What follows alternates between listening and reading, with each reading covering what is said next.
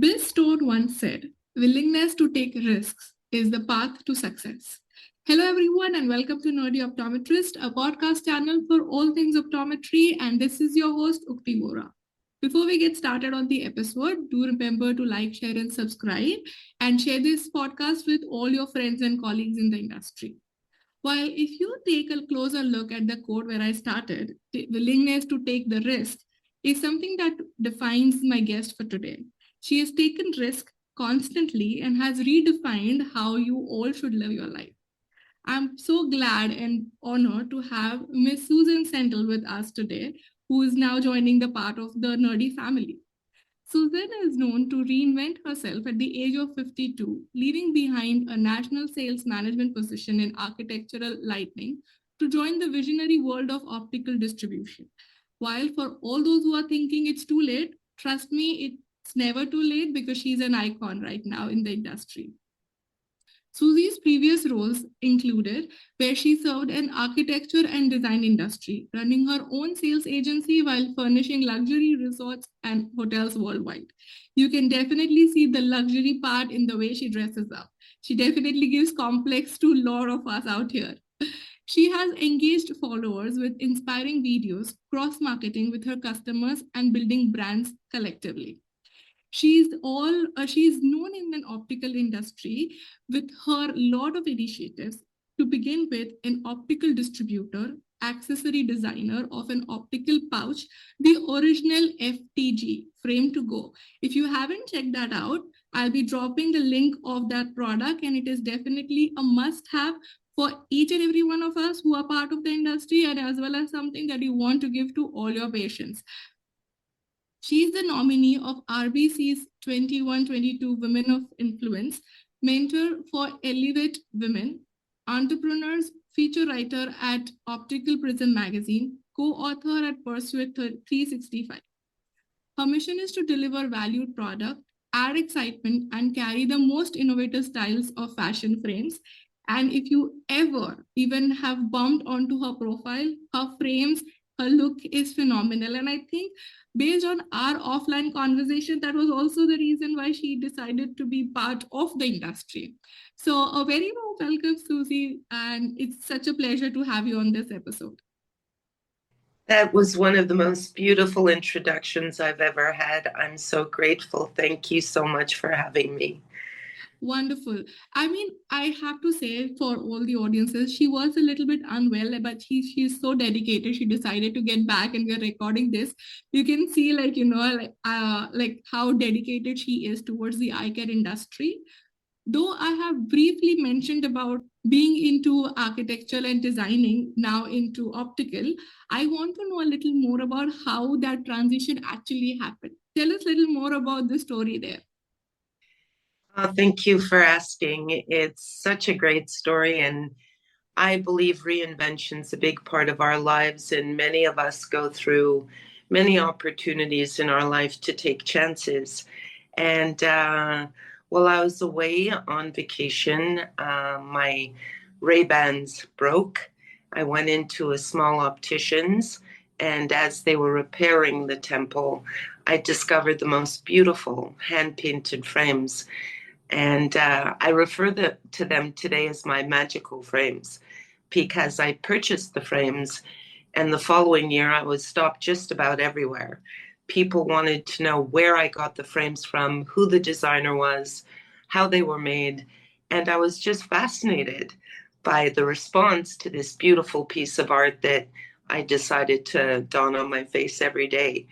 A year later, in coming back from a trade show at the Javits Center in New York, the BDNY, the Boutique Design Fair, I was traveling with one of our customers, and as we were flying home, I took off the frames and I looked at her and I said, you know, Tanya, I should really be selling these. I've taken them off at least 100 times this past weekend. And her response was, you know, Suzanne, I would buy those frames. And at that moment, I just had this epiphany. So the following morning, when I was doing my follow-up correspondences, I wrote this company. It was a completely blind email. And within 2 hours, we were on Skype because 9 years ago there was no Zoom. And 10 minutes into the call, I don't know what came over me. I was so inspired by the president's philosophy and the conversation and how they were building their brands across the globe that I suggested that I would pay for my ticket to fly to Israel, which is where they were based, and that I would, anticipate him covering the expense while I was there. So we would go in partners to see if there was synergy. And if in fact we both felt that there was a future, and if there was, I would certainly consider being an optical distributor for their line. To which he responded, "When can you be here?" So 2 weeks later, I boarded a flight.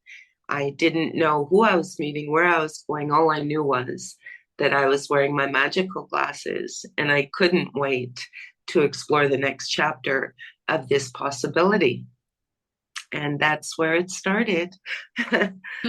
I am so happy that you bumped into that magical glasses and you bought them, and that this entire incident happened with you, because of which you have shown the industry a complete new picture of how eyewear is sometimes underrated, where people just focus on something to correct glass, something to correct your vision, and it is actually an accessory, if worn well, can add on to your personality, add on to your confidence, and it is so much more, which many of us, even being in the eye care industry, sometimes underestimate.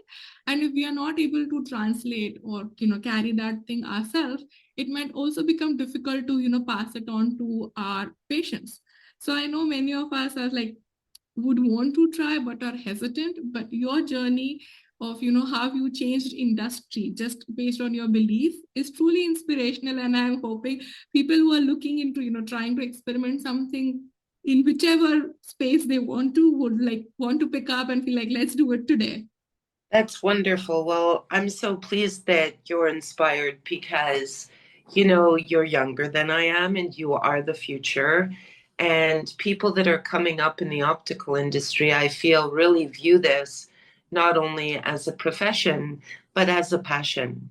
And that to me makes all the difference in our day-to-day work. When you're passionate about what you do, and if you believe, you will achieve. I'm a believer. Absolutely. There is this one thing which I've been talking in my previous episodes, which I also want to kind of bring it up here. Though in the introduction, as I said, right, you came from a complete different industry and you are like excelling in a complete new industry with all your experience. Something that I like to highlight here is transitional skills.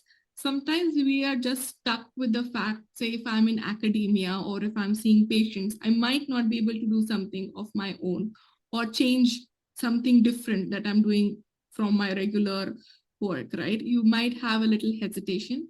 But what you have shown that you're a niche of, seeing art, seeing beauty, you had this eye for picking how can you make something look luxury, how can you can make something look beautiful.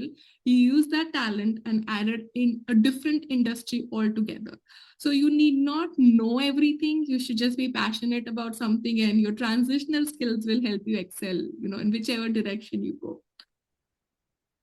Yukti, you nailed it on the head. If you're willing to take chances, if you're willing to have an open and broad mind, and if you're a creative at heart, you are curious in taking this journey, wherever it might lead you, and never have a regret, because there is just so much color and texture and knowledge in our industry. And so many people really have no clue because they don't know the optical industry the way we do. Right. But as each year, begins, there's so many new designers, so many new techniques, manufacturers. There's so much newness in our industry and innovation in healthcare and eye care.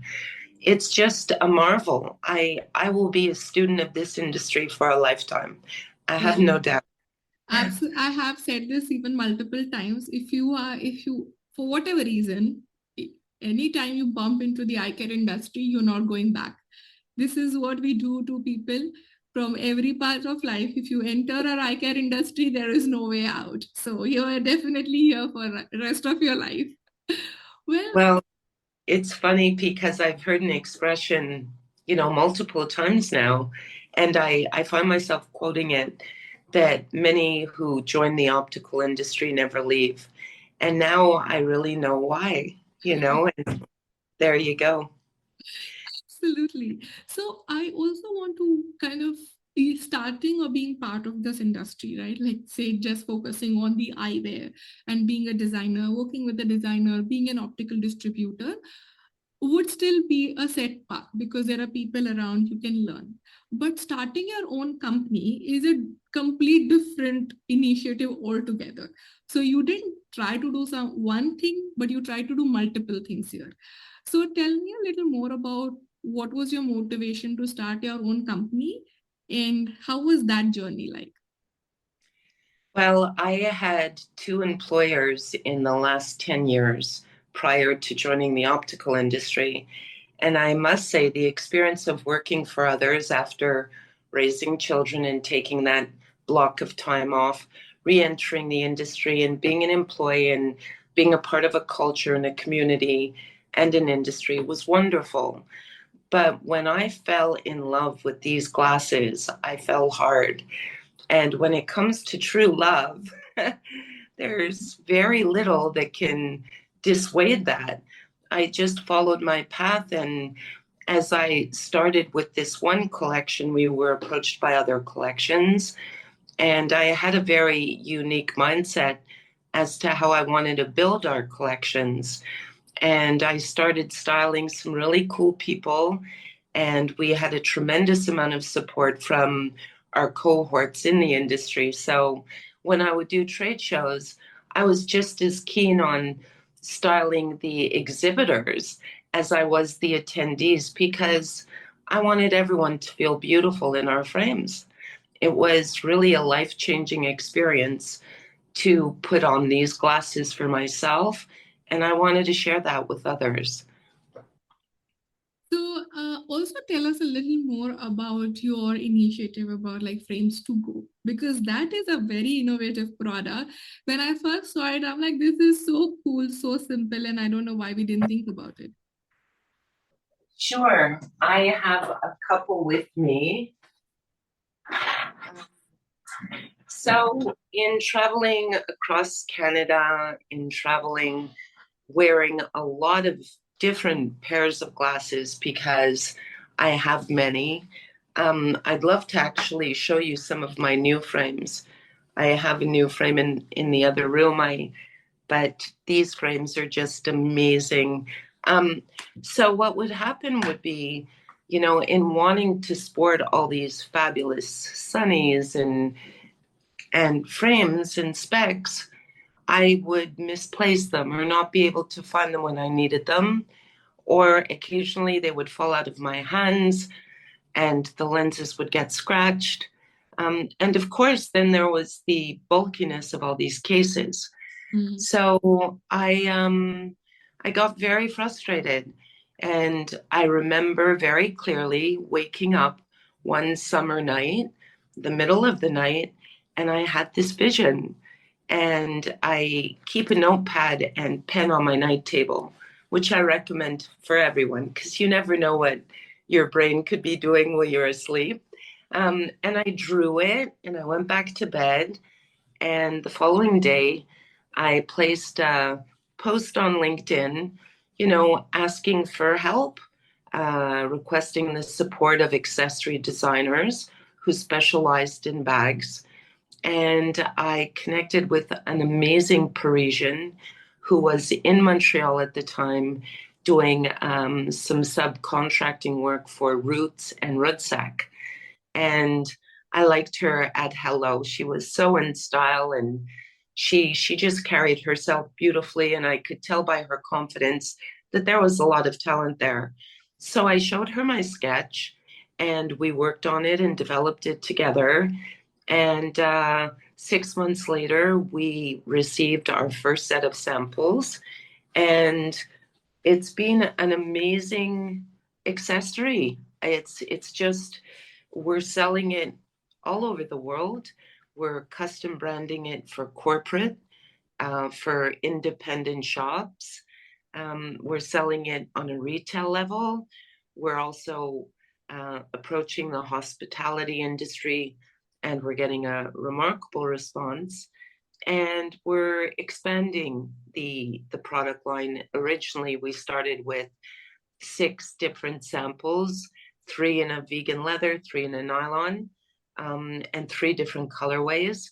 And now we have our large one, which safely stores and protects up to 7 frames. Our original was up to 4. And we've just recently designed our FB, which stands for Frame Buddy. And it's for those who travel light for 1 to 2 frames. And there's a little carabiner so that children can attach it to their knapsacks or school bags. And it's very cool, and it readily and easily attaches to a sun visor, so it can convert itself. And it's very practical. It's the size literally of a pencil case. And we believe we're going to do very, very well with it. So it's been a remarkable journey. And again, it came from a dream.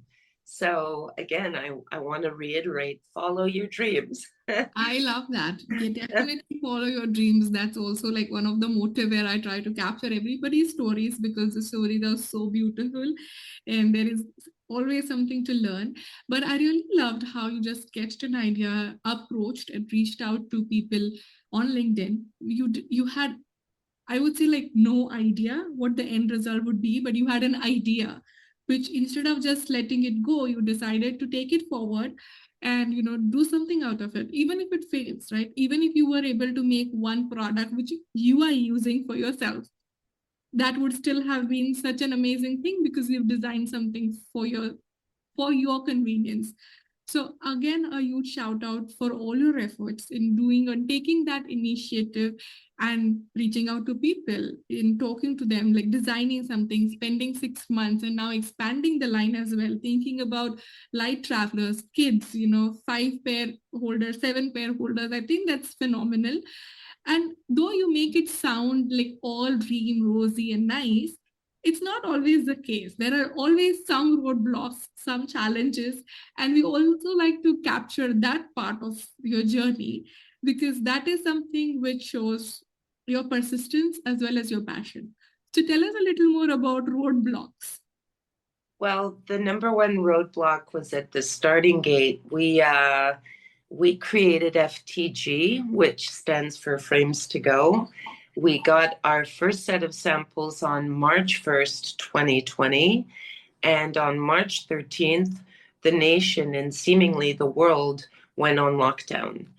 On day 3, on March 3rd or March 4th, I received a phone call from one of our reps who was so concerned that we wouldn't have enough stock and product to store and stock all these orders, that he really, he said, I really encourage you to ensure you have enough product. So we doubled down our first order. And unbeknownst to us, on March 13th, travel stopped. So the FrameToGo that was very appealing to the common traveler was no longer going to be traveled. So that was a bit of panic mode. We had to pivot, come up with some creative marketing, and create a brand, marketing campaign rather, titled "We're Not Just for Travel." So we started to do videos of people losing frames in their home, all types of catchy little fun things to engage our audience and to appreciate that you could keep your FTG in your sock drawer and still use it practically every day. Right. Or you could keep it in your purse. And if you're out and about and it starts to rain or the sun comes out, you can swap up your specs very easily and, if your mood changes, whatever, you are able now to have the flexibility of changing and swapping up your fashionista style with your glasses. So we wanted to focus more on, a movement, creating a movement to give us all this versatility and flexibility. So that was arduous. The beginning was a little rough, but our sales really have been phenomenal. We're so grateful to our industry and to everybody who's come out and supported us and enjoyed our FTG. And I'm very proud to say that we haven't received one return, and we've sold many. And being an optical distributor, you could imagine when you sell glasses, you will have a few returns along the way, you know? Absolutely. I think this is phenomenal that though, it might sound that things are working great right now, but as you rightly said, it happened at a very crucial time when you were just starting something. So even though now you're happy with the product, you have your MVP, you're like, yes, now it's my moment, and you double down your order just because you want to make sure you're well stocked, and then the country shuts down. Sadly, so though we were all going through our own problems, but I really like one thing where that whenever there is a challenge, if you're truly passionate, you will be more creative. And I think that also gave you an option to think beyond like just a travel pouch versus being highlighting other use cases, because of which I would say you would have thought of expanding this line as well. So I'm saying in all, I'm so glad that you did not stop because of the panic situation, but you kept going, you were creative. I think that's what who you are. You're defined by creativity. So I'm so happy that that though there were a few challenges, you were able to overcome and give us this fabulous product. For Thank you everyone, so much. I'll be dropping the link of the product for everyone to kind of have a look at it. It's definitely a must have for yourself, as well as something for your office, for your gifting, for holidays, like something that you should all think about, because as she said, it has a lot of options, it can be customized, and it is available globally. So definitely do check it out and see if it's something that is of your interest. You can reach out to me or Susie, and like she's a fantastic person. You can just message her on LinkedIn and she'll be more than happy to help you with it. So going back to all the questions, you shared some amazing stuff, but now we're going to step away from all the questioning and I'll want to go into a fun game segment, which is this or that. A very simple game where I'll be giving you two options. Pick the one that you prefer. Are you ready for the game segment? Oh, absolutely. Wonderful. Are you a dog person or a cat person? A dog person. Lovely. What do you prefer, a call or a text? A call. Glasses or contact lenses? Oh, hands down glasses. As many as I can wear. Wonderful. Online shopping or shopping in a store? Shopping in a store when I have time. Yeah, absolutely. Are you a cake person or an ice cream person? Both. Both. All right. Oceans or mountains? Oceans. Wonderful. Uh, a horror movie or comedy? Comedy. Love it. And movie or reading? Oh, wow. Reading. Okay, wonderful. And with that, I'm so happy to know so much about you. You did wonderful in that game. Congratulations once again. Before we let you go, do you have a final takeaway message for all my listeners? Yes, absolutely. I think that being creative, having dreams, following your passion is paramount, but so is your team. Surround yourself by really positive people who share your vision, grow a vision together, support each other, and be kind and a good listener. That's really important and key. And always wear cool glasses. It Oh my tells God, I love it that. It tells the world who you are, who we are as a culture, as a community, and as an industry. Thank you. Love it. Love it, love it, love it. Love always wear cool glasses because, being nerdy is the new cool thing. So with that, Susie, welcome to the nerdy family. I'm so glad now you're part of us. And thank you once again for your time. Really appreciate it. And as she has setting example for all of us, it's never too late. So do pick up your passion, your dream, and follow it till the end. Thank you once again, and it's been such a pleasure. Thank you so much. Have a good evening.